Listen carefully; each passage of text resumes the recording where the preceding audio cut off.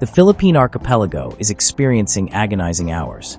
Typhoon Kalmaegi, known locally as Tino, has triggered a national emergency after slamming into the country with winds exceeding 135 kilometers per hour, prompting the mass evacuation of more than 150,000 people in the most vulnerable regions. Authorities have closed schools, suspended flights, and halted maritime transport in anticipation of the storm's imminent arrival.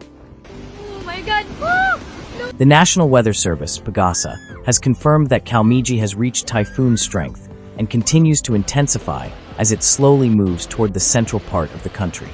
Its center, located about 340 kilometers east of Samar Island, threatens to directly impact the Visayas region, where millions of residents live in low-lying areas prone to flooding and landslides.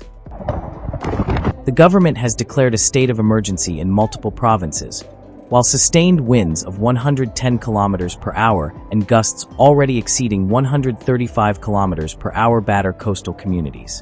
The risk of storm surges up to 5 meters high, torrential rains, and overflowing rivers has created a highly tense situation in the east and center of the archipelago. Images coming from Samar and Leyte paint a devastating picture.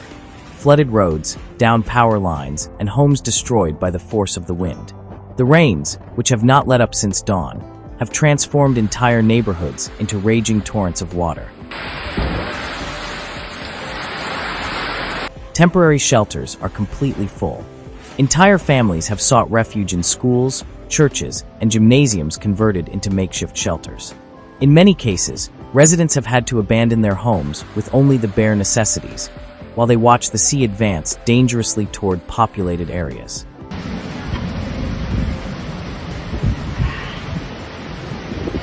Local authorities in Dinagat and Siargao have preemptively relocated more than 7,000 people due to the risk of flooding and high waves.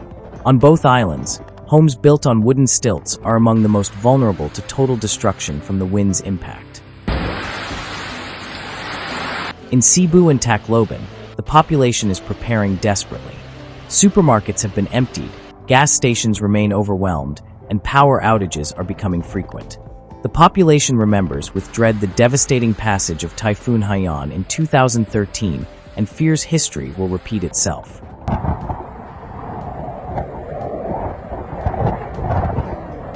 The National Disaster Management Center has deployed rescue units and medical personnel to the areas expected to be hardest hit.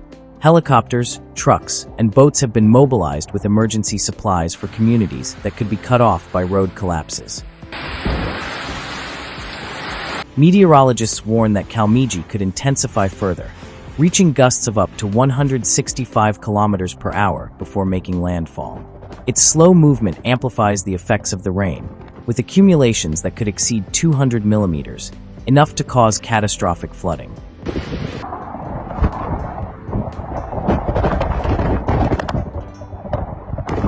In eastern Samar province, residents describe an atmosphere of fear and uncertainty. The wind howls constantly and deafeningly, while the sea churns violently. Waves crash against the coastal walls, and the sky remains completely covered by a gray blanket. The phenomenon has been fueled by warm, humid air from the western Pacific, a combination that accelerates its intensification. Experts agree that the intensity of Kalmaegi is a clear example of the effect of climate change on weather patterns in Southeast Asia.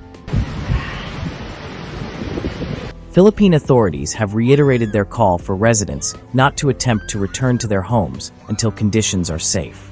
Landslides are a latent threat in the mountainous areas, where the soil is saturated from the continuous rains. On the coasts of Leyte and Samar, the waves have begun to sweep away small boats and port structures. Fishing and tourism operations have been suspended indefinitely, while visibility at sea is virtually zero due to the force of the wind.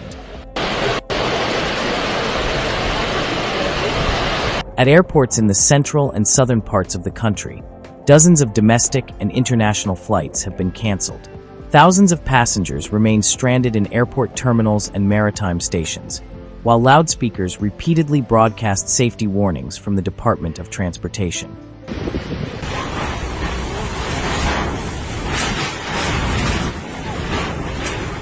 Power outages have spread across several provinces.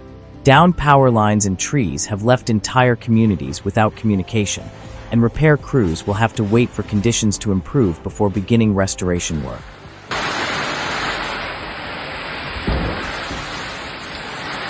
In the mountainous region of northern Mindanao, landslides have already begun to affect rural roads. Tons of mud and rocks are blocking main roads, hindering the delivery of aid to the most remote villages. Rescuers are working with heavy machinery to clear the way. The Pacific Typhoon Warning Center and the Japan Meteorological Agency have issued concurring reports on the magnitude of the system, calling it one of the most dangerous of the season. Its compact structure and slow movement increase its potential for devastation. Philippine farmers are reporting massive losses in rice and corn crops. The rains, which have already exceeded 250 millimeters in some areas, have flooded entire fields, directly impacting food production for the coming weeks. In coastal cities, the scene is bleak. Residents watch as streets disappear underwater, while roofs are ripped off houses one by the wind pressure.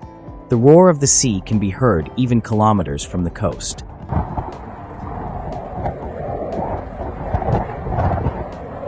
The population remains on edge, listening to official radio announcements and following the instructions of emergency teams.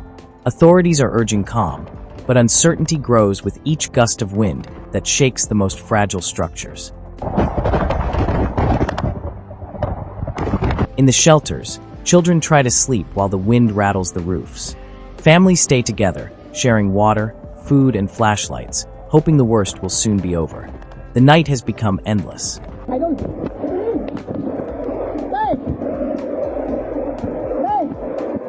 Meteorologists predict that Kalmaegi will continue crossing the country for at least 36 hours, leaving torrential rains and intense winds in its wake. Although it could weaken as it moves inland, its slow movement will prolong the impact across large areas of the archipelago. The risk of massive flooding is imminent.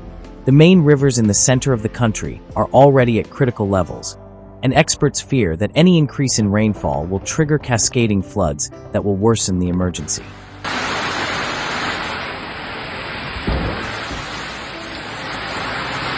The Philippine government has mobilized all civil defense units to respond to the effects of the typhoon. The distribution of food, water, and medicine is underway, while helicopters fly over isolated areas to assess the damage. In the first few hours after the storm hit, it is estimated that more than 40 municipalities have been affected by power outages, structural damage, and impassable roads. Communications are intermittent, and reports are slow to arrive from the most remote regions. The typhoon's slow movement is increasing concerns, as continuous rains saturate the ground and raise the risk of secondary disasters, such as landslides or dam failures. Experts insist that the danger will persist even after the system leaves the country. As Kalmaegi moves inland, the Philippines is once again facing the relentless force of the Pacific. The combination of wind, rain, and storm surge has left a deep scar that will extend far beyond the storm's passage.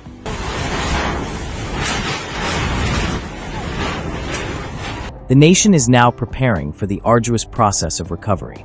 Authorities have warned that restoring basic services, clearing debris, and providing assistance to displaced families could take weeks or even months, depending on the final extent of the damage.